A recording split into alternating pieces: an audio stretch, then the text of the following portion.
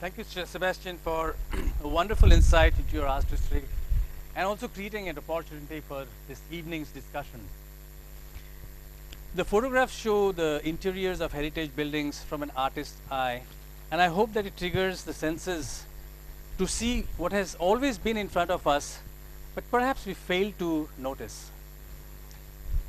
But when we talk about heritage, we should also take into account our natural heritage, which includes the beach, the rivers, the lakes, the forests, and also the rich spiritual heritage, which starts from the ancient temples to the arrival of Sri Aurobindo and the mother in the early 1900s.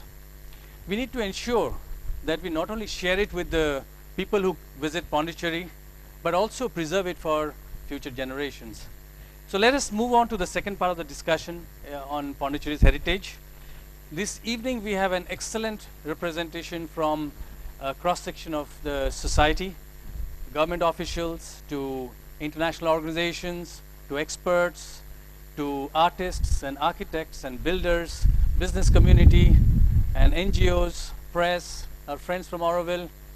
So let us discuss and debate how to make this dream into a reality. So we will take it up in three distinct topics so that we remain focused. So the first topic would be, what is special about Pondicherry's heritage and why? The second topic would be the challenges. And finally, we will discuss about the way forward. And please express your views or ask your questions on that particular topic so we remain focused on those issues.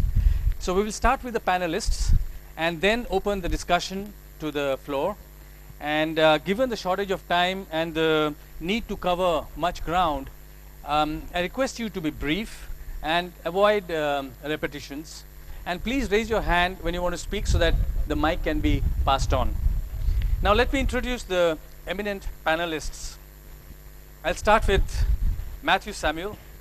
He's currently the Secretary to Government of Puducherry for Fisheries and Industries and also the Managing Director of PTDC. Earlier, he has also served in tourism and art and culture. One of the most proactive officers in the government of Puducherry, he has kept a very close connection with the civil society. And his commitment to protection of heritage, both natural and cultural, is exemplary. He is credited with the restoration of the French cemetery in Karaikal, apart from his other works. And he played a major role in the Asia Hubs project, the World Expo in Shanghai, and the partnership with La Rochelle, France for the restoration of the museums.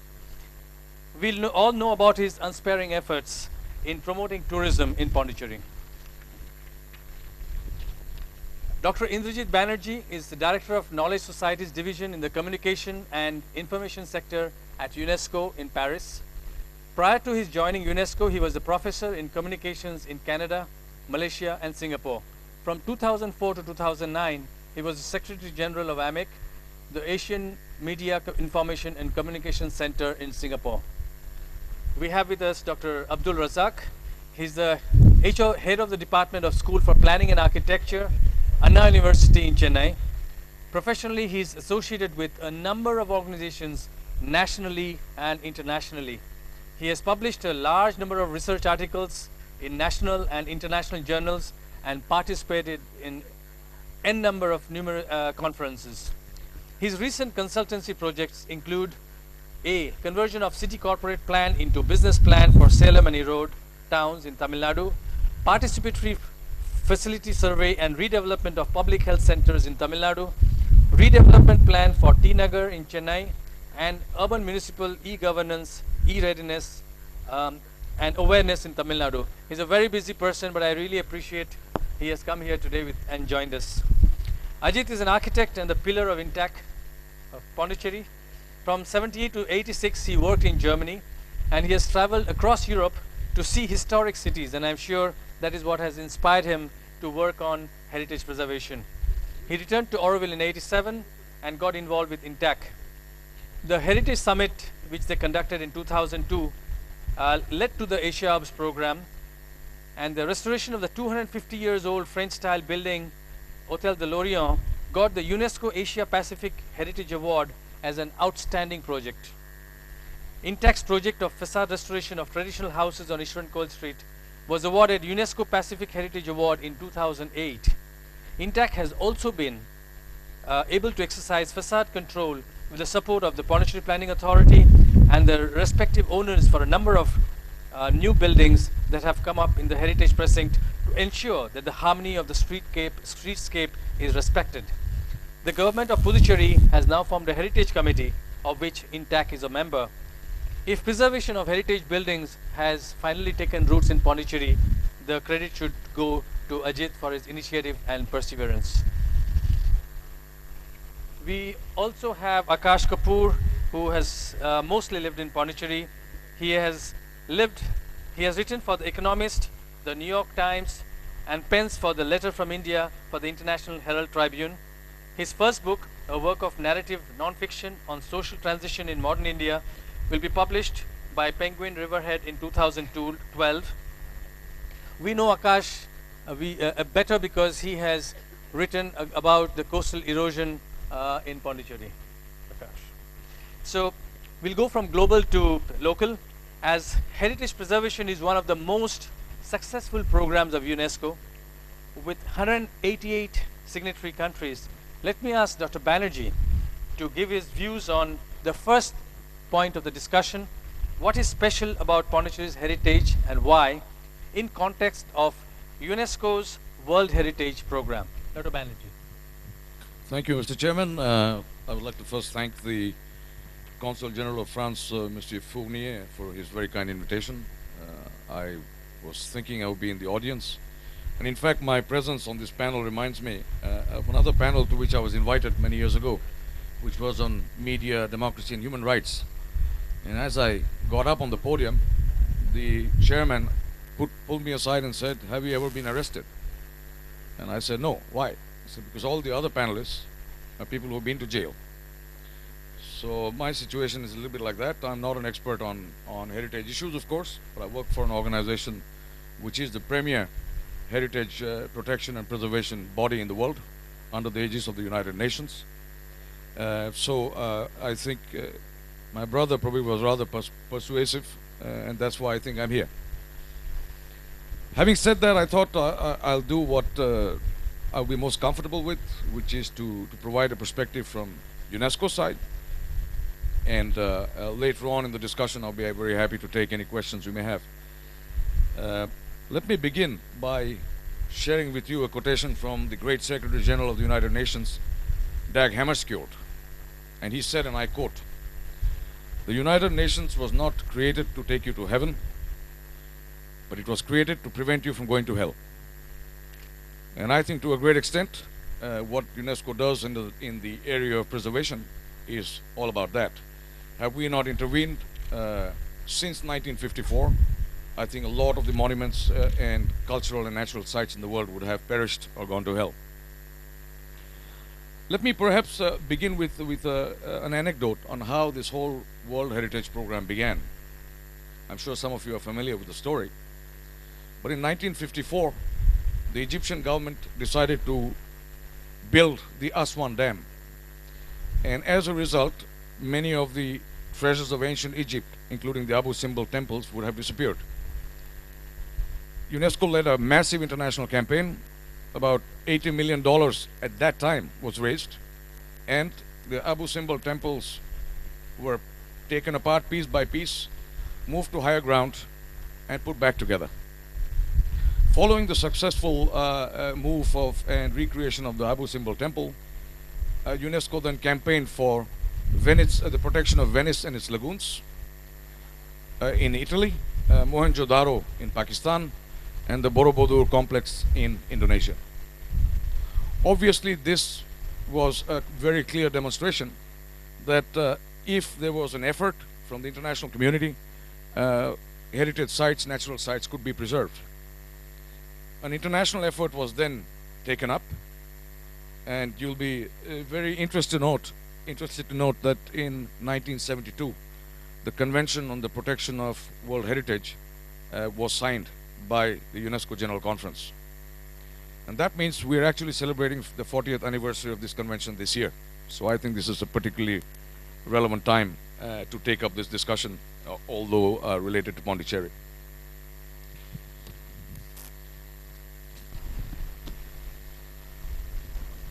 I think the most important dimension of this international convention on the protection and preservation of heritage is the fact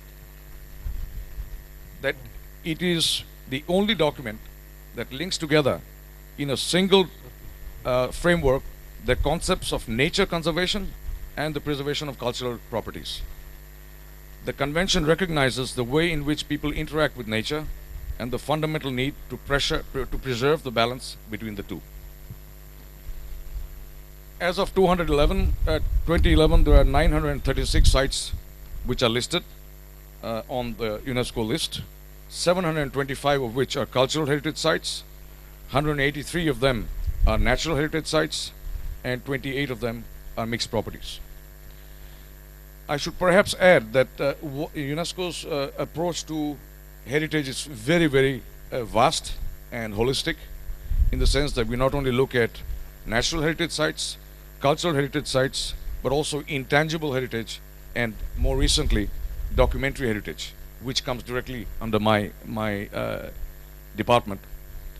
In terms of documentary heritage, and I would strongly encourage the Consul General and all of you to check our website and look at the Memory of the World program. And this program was created exactly 20 years ago with the idea that it's okay to preserve natural sites and cultural heritage sites and properties. But what happens to all the precious documents which are disappearing? It is absolutely crucial to digitize those documents and to preserve them. But what is the incentive to do so? So we created the Memory of the World program, and as the title rightfully says, it is an incentive for individuals, institutions, and governments to propose to UNESCO, just like the World Heritage Sites, that specific documents be listed on the Memory of the World Register. As of today, we have over 230 documents from around the world, including some Indian documents. And once they're recognized as part of the Memory of the World, obviously governments, libraries, archives are pressured to ensure that they are well protected and preserved. And I think this is again another dimension of heritage preservation which is important. As far as Pondicherry is concerned, I think there's enough expertise on the podium to talk to you about and take you through issues relating to preservation of Pondicherry's heritage. As for me, having been born and brought up here, I see Pondicherry's heritage in at least three dimensions. The first being the ancient heritage, religious and spiritual heritage of Pondicherry, which dates back centuries. The second dimension would be the French presence here and the legacy they've left behind. And of course, last but definitely not the least, the presence of Sri Aurobindo and the Mother in Pondicherry and the spiritual heritage which has emanated from them and swept across the world. Thank you very much. Sebastian? Matthew? What state of Pondicherry? No, what is special about Pondicherry's heritage and why? Well, when it comes to Pondicherry's heritage, as far as India is concerned, this is just about the only place in the subcontinent that has such a strong French feel to it. And like was already read out here, this is something that comes in layers and layers of meaning. It doesn't come to you all together at the same time. It's rather subtle. It's there if you think it's there. It's not there if you think it's not there. But if you stay long enough and you really look for it, then it comes at you. And it's not just the buildings that I'm talking about. It's the unique expressions we use in the language that is spoken in Pondicherry, the way things are done, all that which adds to a tremendous charm and enjoyment in living in this place. With regard to the state of heritage preservation, I can't say the picture is all that great, because when I came here 30 years ago, there was a lot of it, a lot more of it. Fortunately or unfortunately, for a very long time, Pondicherry's economic development was more or less stagnant. But that was over with the 70s when the growth rate started picking up. We got development, and with that, a lot of buildings started disappearing. I think Ajit would be the best person to tell you about a number of buildings that have disappeared. We've lost close to more than a third of very beautiful buildings that were here. But fortunately, with the turn of the century, we have found a renewed interest, a sort of turning back into our own historical and cultural heritage, and a longing amongst ordinary people to preserve some of it, coupled by the government's thinking to promote tourism in a very focused and branded way. Heritage, of course, took the center point of that campaign, and with the result, tourism, ironically sometimes cited as the destroyer of heritage, became the preserver of heritage, as many projects came up in the heritage hotel sector. People started taking an interest in preserving their heritage because there was money in it. Earlier, what was seen as a drain on family resources, an endless area of repairs year after year, and something associated with something that was old and not progressive, became something worth preserving and something which had an economic value to it. And I think quite a few of Intact's projects also coincided in highlighting this economic value, so that today you have a lot of buildings being preserved, and strangely a lot of new buildings looking like the old buildings, so as to maintain at least the architectural heritage, although there are some strange permutations and combinations, mutations rather, coming out of them. But overall, we are in a better position, but a lot more needs to be done. A lot more needs to be done in terms of passionate advocacy of preserving the heritage and taking a stand and educating people. A lot more needs to be done in raising the consciousness of people about the importance of heritage, why this place remains special, and how this can help not only in preserving our own heritage, but also giving us an economic stake in that in the years to come. If you look around the cities of Southeast Asia, we are, at least to my knowledge, we share a common heritage with cities like Calcutta, like Penang, Singapore. These are the cities that are the old colonial cities, even Chennai for that matter. Chennai has a rich heritage, but somehow it doesn't come out. Now the problem is because of development, because development tends to mask these things, put them onto the back burner. There are other things to be done with real estate. So this is the problem. So in Pondicherry, fortunately, that happened very late. So we still had our buildings. Had economic development taken place here in the 50s, we would not have had most of this. So looking at that little twist of fortune, we should try to preserve what we have and see that it doesn't slide any further into the abyss, so to say. So I think that's where the present thing, and that's where we have to go. We have to be really very careful and alert and vigilant. That's what I have to say. Yeah, Sebastian. Well, since my role is to stay more on the artistic and perception angle of this whole thing, I can only hope that for Pondicherry that we can trace a line which brings it from heritage to a contemporary to a future.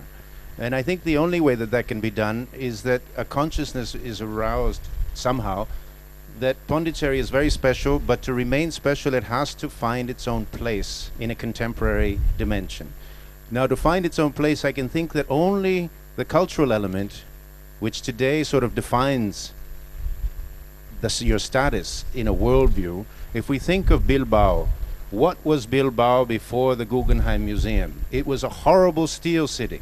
Nothing. Nobody ever went there, and everybody tried to avoid it. Pondicherry has much more than Bilbao. Pondicherry has a tradition in many aspects, has a cultural base. It has a social infrastructure that is vibrant. And it has Auroville next door, which is not to be forgotten about. All of this should come together and somehow become more contemporary. How that will happen, I don't know. I could only wish that the brewery be transformed into a contemporary museum which is linked to New York directly, and that we have screens projecting what is in. I could only hope that we could all of a sudden go from heritage to contemporary but not lose anything in the path. Now, how that is done, I leave it to people that are much more capable than I am. I can only scream, record, and provoke. That is my role. And in joining this, I would call Akash to read one of his, the section that he has chosen from his piece that is very contemporary. He is as contemporary as any Pondicherryan is. And I think it's important that we hear his words and that we take heed from what he says. Thank you. So, first of all, I want to say it's wonderful to see such a large crowd here for a book launch, and it must be the first time in Pondicherry. It's very encouraging for writers like me, so thanks a lot for organizing this. I was thinking, you know, when Matthew Samuel was talking, he was talking about the fact that heritage is more than just buildings, and is more than just the sort of physical geography of Pondicherry, and that's what I was trying to get at in this piece. I was trying to get at something in the spirit of Pondicherry, something in the culture of Pondicherry that's very unique, and that certainly in my case drew me back here, you know, after having been gone for 10 years. And that's really the sort of the cosmopolitan, a very unique kind of cosmopolitan spirit of Pondicherry. So let me just read from the essay that I wrote for Sebastian. And by the way, he made it sound very smooth, like we just had a couple email exchanges and it was done, but it was a lot more complicated, particularly because I was in the middle of trying to finish a book, and he insisted that he had to have the essay within 3 weeks, you know, when I had a book due a month later. So I just wanted to say that it was a little more complicated than he made it sound. Anyway, so the essay is called A Natural Cosmopolitanism. My father still remembers when Pondicherry had dirt roads. He remembers a quiet town with only a handful of cars, where traffic flowed thinly and slowly at the pace of bicycles and hand-pulled rickshaws. This was the 1950s. Pondicherry was a sleepy, immutable place, a distant corner of India that was still under French colonial rule. It was very far from the great drama of nation-building and industrial development playing out in the rest of the country. Even back then, though, Pondicherry had a particular cosmopolitan flavor. The town was populated by an unusually large number of foreigners, the Americans, French, English, and Japanese, who had moved to this isolated part of South India to associate themselves with the Sri Aurobindo ashram. Women walked the streets in shorts. Liquor was plentiful and cheap. When I was growing up in the 70s and 80s, Pondicherry was still a pretty sleepy place. My childhood memories are no doubt tinged by time, but I remember a town that moved to the rhythm of lazy afternoon siestas and evenings on the beach. There wasn't much to do at night, a few restaurants and seedy bars, maybe the occasional James Bond or other such outdated movie at Ratna Talkies, the only English cinema. Still, whenever I returned from visits to other places in India, from Delhi or Mumbai or Rajasthan, where my relatives lived, I couldn't help being struck by the same cosmopolitanism that my father remembered from his childhood. In a strange way, it was the rest of the country, and not my secluded home, that seemed somehow provincial, closed to the world. With its socialist economy, a policy of self-reliance, and suspicion of the West that bordered on xenophobia, the India of my childhood felt shut off. There was a certain dourness to the country, a determined unwillingness to entertain foreign goods, people, and ideas. Pondicherry was so different. It was resolutely, yet naturally multicultural.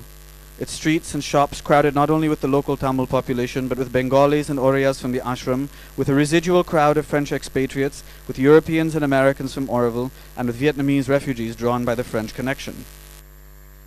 As a boy, I took it all for granted. I didn't realize what a special town I was living in. But in retrospect, I can say that Pondicherry was one of the most sophisticated places in India, a uniquely open-minded, tolerant, and liberal part of the country, one that was far from the world, yet never close to it.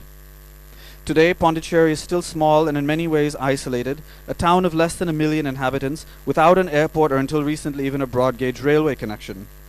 It remains outside the general current of the national imagination, for most Indians little more than a weekend destination. Yet, as evidenced by the pictures in this book, it remains one of the most cosmopolitan places in India, a town whose multiculturalism rivals that of far bigger cities like New Delhi or Mumbai or Bangalore. After 20, maybe 30 or 40 years in the country, Pondicherry's expatriate inhabitants are no longer French, German, or Swedish. When I walk the streets of the Sri Aurobindo ashram, when I drive around the dirt roads of Oroville, the foreigners I see don't seem foreign. They and the worlds they have created have a particular local, if Creole flavor. They feel distinctively Pondicherrian. Some people worry now that that distinctiveness is being lost. Over the last decade or so, Pondicherry has been changing.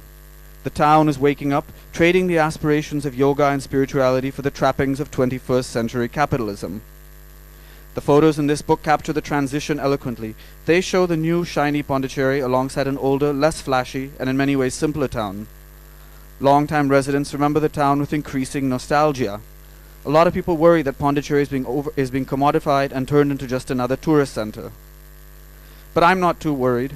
I know that flexible societies are adaptable societies, that open-minded people are resilient people. Over the years, this town has proven remarkably adept at incorporating rather than succumbing to outside influences. Now, confronted with yet another manifestation of the world, I have faith that Pondicherry will survive. Different, not as we remember it, but no less charming or idiosyncratic for its latest incarnation.